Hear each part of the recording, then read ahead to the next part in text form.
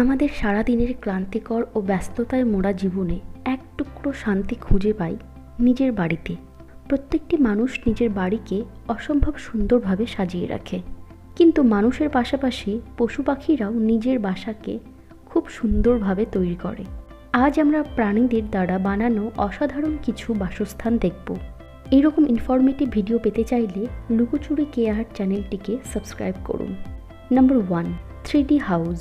বর্তমানে 3D স্ট্রাকচারের প্রচলন রয়েছে, তবে এই 3D স্ট্রাকচারগুলি যে শুধুমাত্র মানুষের আবিষ্কার তা বললে কিন্তু ভুল হবে, কারণ প্রকৃতির এক ছোট্ট জীব এই 3D স্ট্রাকচার বানিয়ে আসছে অনেক আগের থেকে।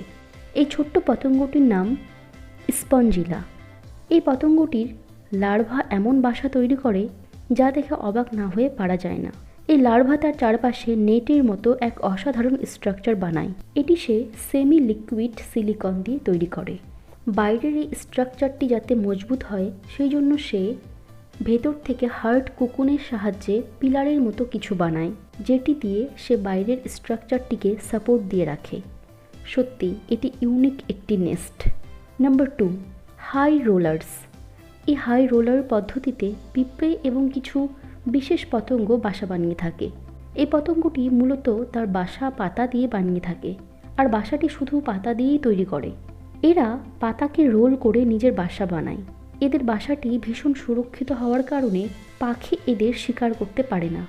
এই পতঙ্গটি ছাড়াও পিঁপড়েরাও সাধারণত এই পদ্ধতিতেই বাসা বানিয়ে থাকে, তবে পিঁপড়ে 2-3টে বা তার থেকেও বেশি পাতাকে একসাথে জোড়া লাগিয়ে একটি বড় আকারের বাসা বানায়, কারণ একটি বাসাতে একটি গোটা পিঁপড়ের কলোনি থাকে। নাম্বার 3, বিভার। হ্রদ বা জলাভূমিতে বসবাসকারী এই জীব হলো বিভার। এই প্রাণীর দাঁত খুব শার্প হয়, তাই এই প্রাণী দাঁত দিয়ে খুব সহজেই গাছ কাটতে পারে। বিভার সাধারণত গাছের ডাল জোগাড় করে নিজের বাসা তৈরি করে। বিভারের বাসস্থানকে সাধারণত ডেন বলে। সাধারণত বিভার কোনো জলাভূমিতেই নিজের ডেন তৈরি করে। বিভার নিজের ডেনটিকে বেশ বড় আকারের তৈরি করে। এটি মূলত কানাডার জাতীয় একটি প্রাণী, আর বিভারের তৈরি সবথেকে বড় আকারের ডেনটি কানাডাতেই রয়েছে। এটির দৈর্ঘ্য প্রায় 40 ফিটের মতো। Number 4, red oven bird. আমরা সাধারণত পাখিদের লতা পাতা বা ছোট কোনো ডালপালা দিয়ে বাসা বানাতে দেখেছি, কিন্তু এই পাখিটি কাদা মাটি দিয়ে নিজের বাসা বানায়। এই বাসাগুলির আকৃতিকে উনুনের সাথে তুলনা করা হয়েছে। গাছের ডালে মাটি দিয়ে এই পাখি নিজের বাসা বানায়। মাটি দিয়ে বাসা বানানোর জন্য বাসাটি ভীষণ মজবুত হয়।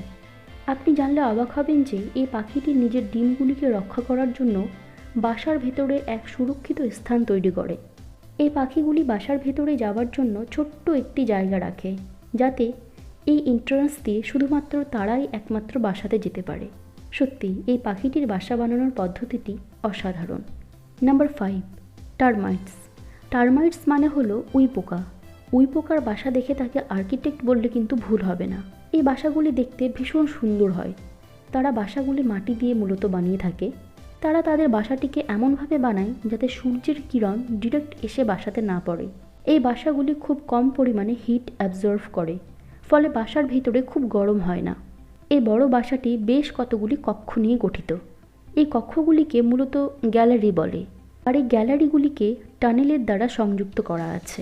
এই উই পোকাগুলি নিজের বাসাগুলিকে খুব বড় আকারে বানিয়ে থাকে। উত্তর পূর্ব ব্রাজিলের বনাঞ্চলে উই পোকার এইসব বাসা সবথেকে বেশি পরিমাণে দেখা যায়। Number 6, Vogelkop bowerbird. সাধারণত প্রত্যেকটি মানুষ নিজের বাড়িকে সুন্দর করে সাজিয়ে রাখতে পছন্দ করে। মানুষের মতো এই পাখিটিও নিজের বাসাটিকে সুন্দর করে সাজিয়ে রাখতে পছন্দ করে। এই পাখিটি নিউ গিনিতে পাওয়া যায়। এই পাখিটি যে শুধুমাত্র নিজের বাসা বানায় তা কিন্তু না, সে বাসাকে সুন্দরভাবে সাজিয়েও রাখতে পারে।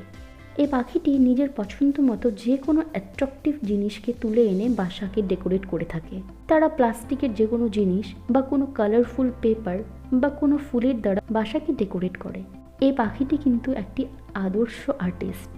আজকের ভিডিওটি কেমন লাগলো আমাকে কমেন্টের মাধ্যমে অবশ্যই জানাবেন, আর ভিডিওটি ভালো লাগলে লাইক আর শেয়ার করবেন। ধন্যবাদ।